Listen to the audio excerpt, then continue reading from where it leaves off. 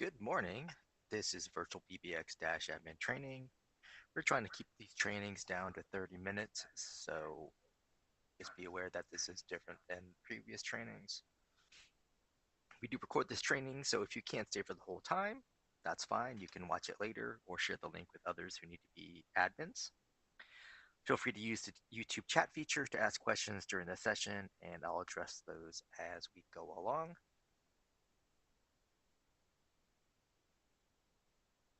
Here we go. So here you see our login page, which is at dash.virtualpbx.com. We need three pieces of information: your email address, which should be all lowercase, your password, which is case sensitive, and your account name, which is typically your organization name, which is not case sensitive. If you can't log in, just above the sign-in bar is a forgot your info link. You can click on that. And we still need your email address. And then we need either your account name or a phone number that's on the account. After that, you click on the reset password. You'll get an email, follow the instructions in the email to reset your password. Then you get logged in. We'll get back over here, and I'll go ahead and get logged in here to show my screen.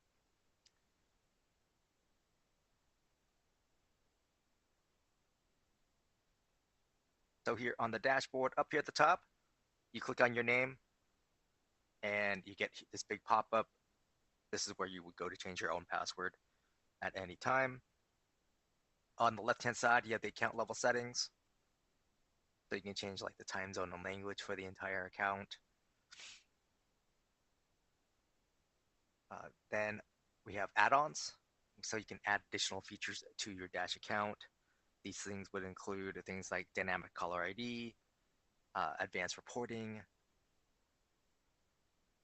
auto attendance, and text forward.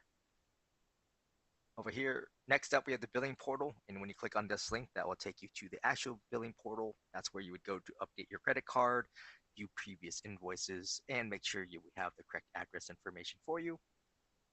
And then down here, any admin can click on the cancel account button, and basically you follow the on-screen instructions to complete canceling your account, and the account will close at the end of your current billing cycle. We'll go ahead and click close up here. Now up here to the right of your name, you have a D&D toggle. Mine is currently active. When you click on it, it turns on do not disturb, right? If I click on it again, it will be deactivated, so I get calls. Next little phone icon here, this opens a new tab, takes you to webphone.virtualpbx.net. You will, if you have a web phone device on your account, you can use Chrome or Firefox to make and receive calls, and it uses your Dash login information. Little chat bubble icon here, this opens up a new tab, takes you to virtualtext.app. It has its own login information, and you use that for the texting feature, virtual text. The little question mark icon opens up a chat window at the bottom right of your browser, so you can speak to our support staff to get help about any particular topic. The menu icon here, the three horizontal lines or the hamburger icon, this takes you to other Dash features that we'll touch on briefly. And then little arrow to the right icon is the logout icon. Now, in the center of the page, we have my total users. I have 4. These are people who make and receive calls. Just be aware, adding a user will increase your bill. Then I have my devices and a breakdown of the types. Depending on your plan, adding VoIP phones will increase your bill as well. Then I have phone numbers. Your account includes one main phone number, typically a local number. So any additional may increase your bill as well. I have a breakdown here of assigned numbers and spare numbers, right? Assigned means I'm using it. Spare counts towards my allotment, just not active. And then I have USDID and US toll-free. US toll-free is US Canada toll-free 800-888. You can have international phone numbers. You would just need to email porting@virtualpbx.com. so they know with the city and country that you want a phone number in. Conference bridges, I have enabled conferencing onto my users to host or moderate conferences. Over here to the top right, my main number block, I have two main numbers. These go to the same location on my system. They play the same main greeting. Conference number, I have one main conference number. This is the phone number everyone dials to join a conference. That includes your staff. The main fax box number, this is your inbound fax number. You can have only the one main fax box number. This also allows you to have a fax box that you can edit. The company directories, there's two links. The CSV, just a spreadsheet file, which has user details. And then the soft phone link is for use with the VirtualPBX desktop soft phone application, right? So if you're using our app on a Mac or Windows PC, you would download this file, upload it to your soft phone, and you'll see your other staff members with the VirtualPBX soft phone as contacts, and you can see their status in relation to the soft phone. The VirtualPBX store opens up a new tab, takes you to store.virtualpbx.com, where you can order things like a VoIP phone. And then the account realm, you would need this for programming a third-party soft phone, as well as for outbound faxing. Excuse me. Back here towards the top, where we had the blue VPBX New Hire Sandbox, there's a caller ID button here. And if you click on that, this pull down lets you select any of your main numbers. That becomes your default numbers. For instance, your VoIP phones would use that for outbound caller ID. Hold music, you can upload your own hold music. The Dash system will play back .wav or MP3 files up to 1 megabyte in size. Just click upload, find that .wav or MP file via browse, click the up arrow icon, and then save changes. This becomes the default hold music for your staff member. So after a call has reached them, they press hold on their phone, their VoIP phone. That's when the hold music file will play. Now ours is part of the main number, but we want to make sure we have other things set up. So over here on the left, we're going to go ahead and click on users. Our user page shows my active users on the account. People with the little blue suit icon, these are my system admins. Dante, little gray person icon here, he's a standard user. It's very limited access. Up here at the top, you would click on the add user button. This is going to give you a big box, and you need to fill out the form. Main thing to know is the email address used for login needs to be unique for each user, right? So you cannot use an email address for multiple people. Create a password for the user, enter an extension number that you want for the user. Voicemail box by default will be created with the user automatically, so that saves you a step. The option here to include them in the user directory. You also have an option to send emails to an alternate address, right? So different than the one used for login. These two options, they can be changed at any time later on. And then you have the option here to send credentials to the user, which happens after you click on these two buttons at the bottom. Once a user is created, you can click on their name, and you can, update their name or their credentials, even their voicemail PIN number.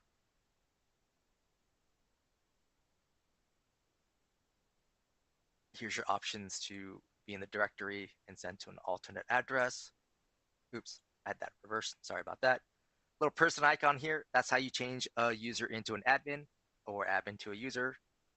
Little clock icon. This is the time zone for that particular user, so their voicemail timestamps are correct. Little flag icon here. This allows you to change the display language for the user to be English, French, German, or Russian. The default ring time starts off at 20 seconds, which is plenty of time for a VoIP phone or a landline. If you have a user who's only using cell phones, you'd want to change this to 30 seconds. Any changes, click on Save Changes. The extension box, you can add additional extension numbers to a user. Just click down here to add an extension and then enter in that new extension number, then Save Changes. phone numbers, users can have their own phone numbers. These phone numbers are available 24/7, right? There's no hours of operation. You can click on either add from spare, which is just using one of your spare numbers, or by numbers, which is adding a new number to the account. In the show notes, just click on the support page link and you can click on DID phone numbers or adding phone numbers, and that will show you the complete steps. Devices, you can add devices directly to a user, which is our recommendation. The main thing I want to show here is adding the VirtualPBX soft phone to a user. This is the only place you can add that particular device to the system, right? So you need to add it directly to the user. So you click on the device box here like I did up here. Down here, I click on new device. Then I select soft phone. Get a warning message. Please read this at least once. Click on close. A big box shows up. It's going to default to showing you third-party soft phone credentials. So if you're using someone else's soft phone, this is what you would use.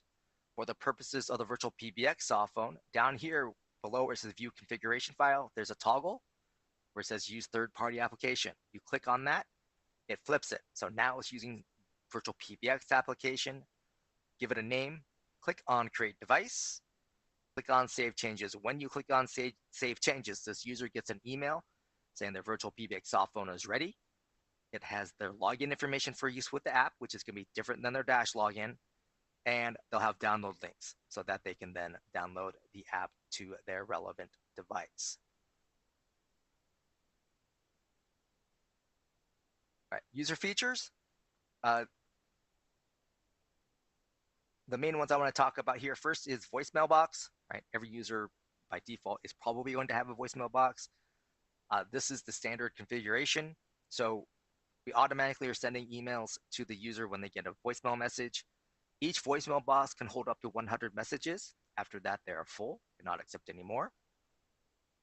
I'm going to refer you to the support pages in terms of how to check those voicemail messages so you can delete them. Typically, you can do that over the phone or via the user portal. Now, the other thing I wanted to touch on is follow me settings. Now, follow me is for users with multiple devices. So this user has 3 devices. So by default, when a call comes in, all 3 of the devices ring at the same time. Now, if I don't want that to happen, then I would come in here and I would click on the follow me feature. I click up here at the top to enable. And now I needed to decide or tell the system what devices to make use of, right? So I uncheck the devices I want to make use of. I have a little green bar shows up here. I can click and drag that to the right to give them ring times. Now, along here towards the top, this bar here, these are ring times. This last box you can edit, right? So I can change it down to 30 seconds, for instance. I can also then click distribute. So now it's going to ring my soft phone for 15 seconds and then my web phone for the following 15 seconds, right? From 15 or 16 to 30. If I click and drag and then click distribute again, I change the order that my devices are being offered to me. Once I'm done, I click on save changes. Now for a brief overview on the others, caller ID number, this is for users with their own phone number. This allows you to select that number to be their outbound caller ID for their VoIP phones, typically something like your salespeople would like. Fax box, this allows you to create a fax box for that specific user. Then we've got the conference bridge. This enables conferencing for that user, right? So they can moderate a conference. Call forwarding, this allows you to forward calls, not strictly necessary if you've added a cell phone device to the user, but still something to be aware of. Also, your users can set up call forwarding on their own via the user portal. Customized call recording, this is so you can set up to record both inbound and outbound calls. Music on hold, you can have users have their own hold music. Again, .wave, .mp3. Do not disturb, this you would come in here because you don't want a user to take calls, right? They got called away for a family emergency, for example. Hot desking is a VoIP phone feature. This just allows you to log into the phone that you're sitting at so that calls get directed to you at that phone. Now, in the show notes, look at the support page link. You can do a search for each of these features to get the step-by-step guide on how to get those all set up.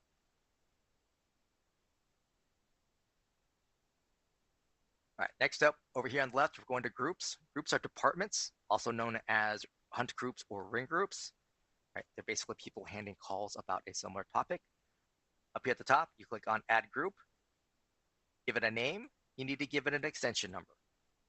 Click and drag your staff members who are going to be part of that group, and then you would click on Create Group. Once a group is created, you can click on the name at any time, right? So you can change the name. And then here you've got your group call attempts. This is how many times the system will offer an inbound call to the members of the group. Click on these little arrows to change that. Click Save Changes. Right. You also have the delete option there as well if you need to get rid of a group. Members box shows the members of the group and how calls are being offered to them. This is a ring all or blast ringing setup. You can click Add down here to add more people to the group. Up here at the top, this is like the follow me settings, right? I have a total ring time. I can click distribute. So now calls are being offered in this order every time. Now, calls to a group, let's say, so David takes this, or Dante takes that call that comes in, second call comes in, he's still offered that call, even if he's already on a call. The system does not skip him. All right, so you can adjust these so that way later callers are not waiting on hold as long. One thing to note, if a user is in a group, right, and they have the follow me setting set up, calls from that group ignore the follow me setting. Right, so David here would have all three of his devices ring at once, even from calls from the group. Extension number box. You can choose to have an additional extension for your groups and just enter the extension number here and then save changes. Phone numbers, groups can have their own phone numbers just like users, and just like users, this number is available 24/7. Other than that, it's add from spare or by new, and again, refer to the show notes for adding a phone number and the support page. Group features, ring back. This is when a call comes in the group, right? Your staff members' phones start to ring. That ringing sound is piped back to your users or to your inbound caller. If you don't want that, you would click up here to enable and then upload your own MP3 or WAV file up to 1 megabyte in file size. Be aware that the system will not loop the file for you. So you want to make sure the duration of this file matches or exceeds the total ring time of your group. And also be aware of it's happening as their phones are ringing, right? So your inbound caller is not likely to hear the entire message or file that's playing. Next action, if no one picks up the call from the group to the group, what do you want the system to do with it? So you click up here to enable. This pull down shows you things on your account, right? So you send it to another group, specific user or device, or most commonly a voicemail box. And then click on Save Changes. Allow call forward. If you click to enable, your users can make use of call forwarding. And then caller ID prepend. This is a VoIP phone feature. This allows you to enter either text or numbers that shows up on the caller ID on your staff members' VoIP or phones. Right? So you can see some extra information about what the call might be about.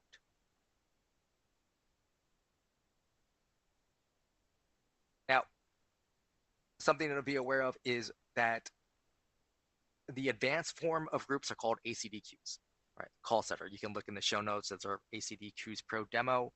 Those are available on the Ultra plans, but they allow staff members to log in and out, right? Your managers can eavesdrop in on a call, and there's more advanced routing options.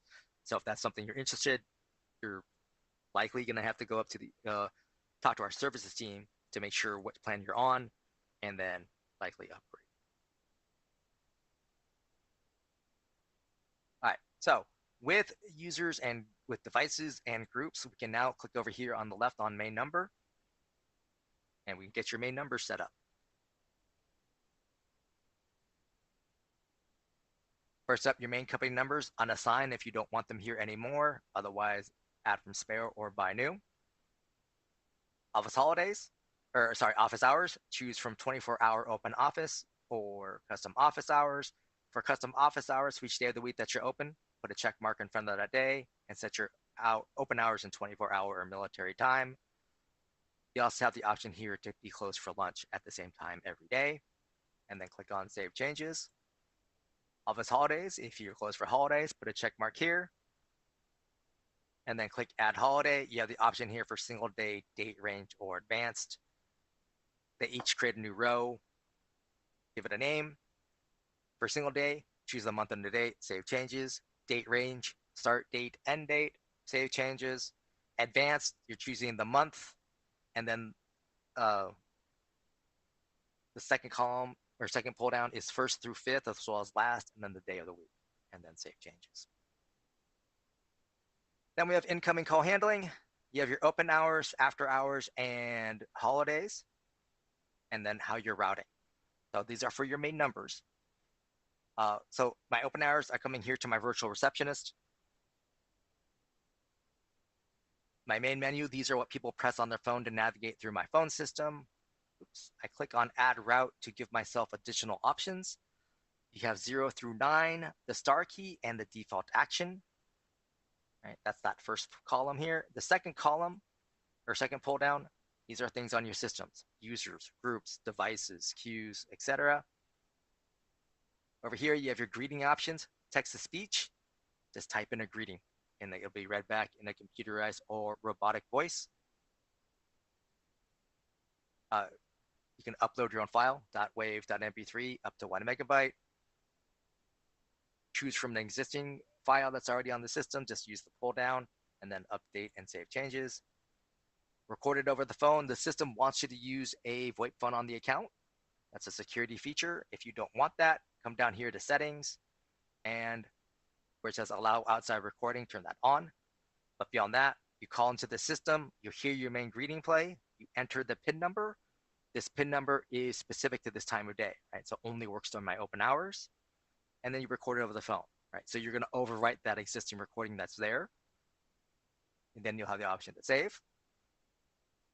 And then the other option here is professional recording services. You click the order button. This opens a new tab, takes you to Snap Recordings, and you go through their process to order a greeting. They email you the file, so then you would come up to upload your own file. Under settings, we have number of tries on misdial. This is how many times your inbound caller can make a mistake. So this time they can make one mistake, means they get 2 attempts. Dialing timeout, this is how much time the system listens for additional button presses, right? So for people to enter an extension, multi-digit extension number. We already covered allow us stop recording. Allow dialing extensions. This just means if someone enters a valid extension number, the system transfers the call. If you turn this off, that means your inbound caller can only press the menu options. And then suppress the playing of invalid entry. So if an inbound caller keeps entering an invalid option, right, the system says, we'll say, we did not recognize your entry. And if there's a default action, it will transfer the call to it.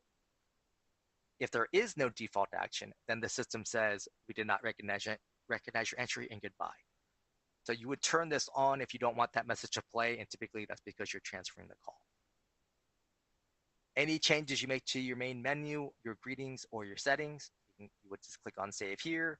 When you come back here, click on Save Changes. There is a guide for this in the support pages too, just incoming call handling. So for after hours, I'm using the second option here, which is the live operator answer option, which this first pull down, you choose something on the account, right? In this case, I'm choosing a group. If the members of the group can't pick up the call, then the caller is sent to my after hours virtual receptionist, which has different settings and greetings. And then for the holidays, I'm using this third option here. This first pull down is something on your system, right? Users, groups, etc. I chose the last option here, which is skip to voicemail. And the second pull down is one of my voicemail boxes, right? So basically I'm saying during the holidays, just send the callers to voicemail. Main conference number, you can have multiple conference room numbers if you want, add from spare or buy new. You can also have a custom greeting. Just click to enable and type in the text-to-speech greeting and then save. Main fax box number, you can only have the one. Once you do have one here, you can edit the fax box. Inbound notifications, put an email address. They get an email every time a fax comes through. Email permissions, this is designed to put your company's email domain here. And that is who gets to send a fax out. Sending a fax out is via email. In the to field of that email, you put the plus sign, the number 1, then the area code and phone number you're faxing to, and then your account realm. Then attach a PDF or TIFF file. One attachment per email, one email address that you send out to, or phone number. Auto attendance, this is an add-on feature. This allows you to add additional attendants, typically because you want to do something like submenuing, 1 for English, 2 for Spanish, or for separate businesses, right, with their own greetings and phone numbers. Up here at the top, you click on Add Attendant, give it a name, give it an extension number, click on Create Attendant. Once an attendant is created, when you click on the name, it starts off as unavailable in main menu. This means it's a standalone attendant. Click here if you want to make it a submenu option. So now it's available in the main menu. It's also available as a next action for a group.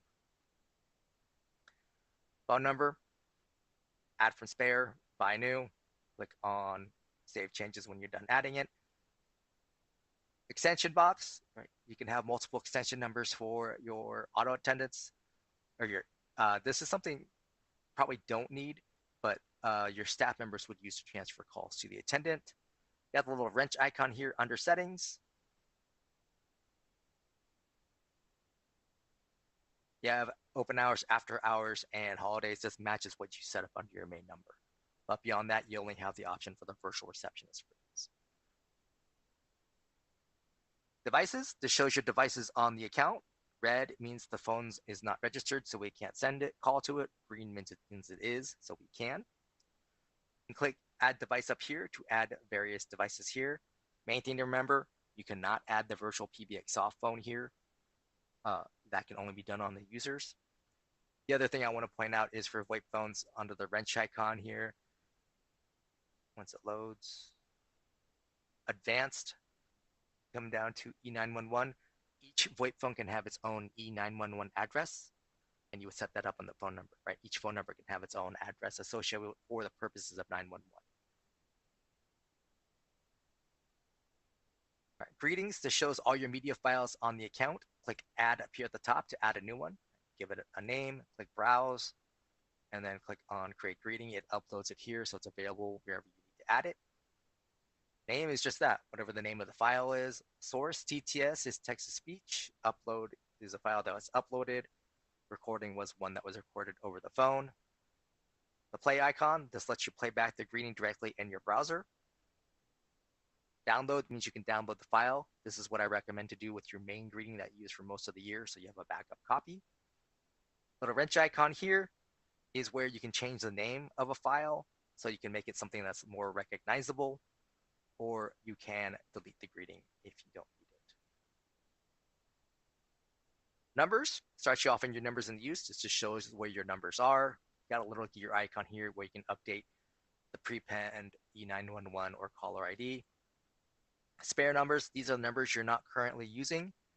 If you no longer want a number, click on the little check mark in front of that number, and the option to delete shows up here. Click to confirm the deletion, and now it's removed from the account. Port starts the porting process, which is just moving a phone number from one carrier to another. Definitely look at the show notes under the support page, do a search for porting, and that will go over the entire process. Voicemail boxes shows your voicemail boxes on the account. The ones with an entry under user are the ones that were created with the user. But up here at the top, you can create voicemail boxes yourself for things like use with your groups, for instance.